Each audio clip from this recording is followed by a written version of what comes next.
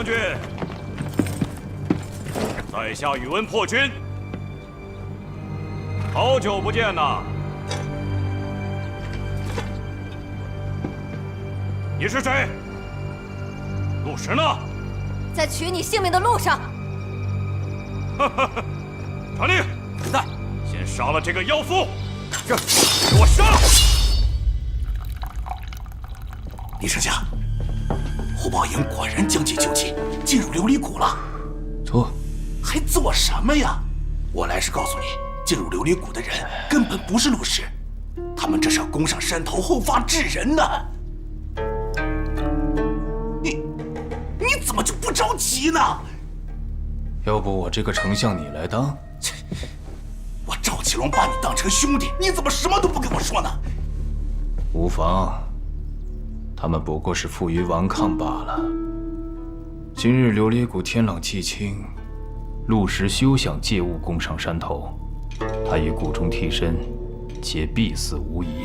师兄，情况有变，这是斥候从琉璃谷带回来的。木炭质量受空气湿度影响，湿故木炭重，燥故木炭轻。琉璃谷明日当晴空万里。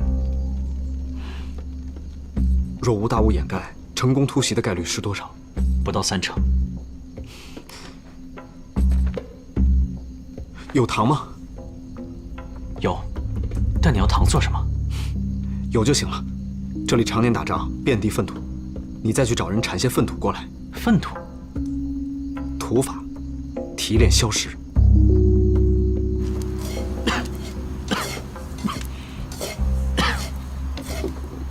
师兄，这硝石和糖混在一起，能干什么呀？不懂了吧？3份硝石，2份糖，造烟雾弹。啊？这叫天不助人，人自助。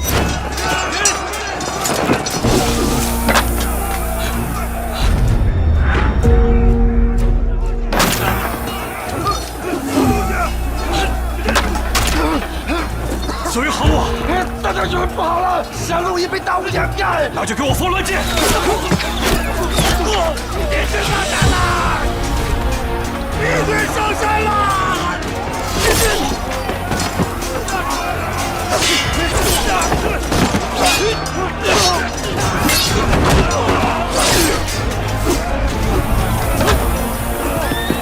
给我上！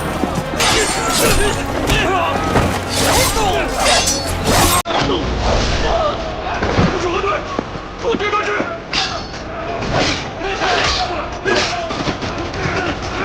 给我上！别让他过来！救我！快救我！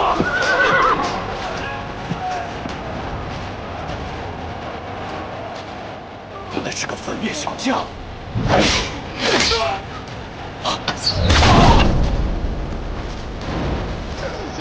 他是陆石！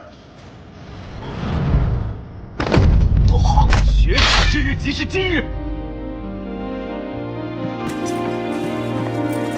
随我占据高地，杀入火凤榜！杀！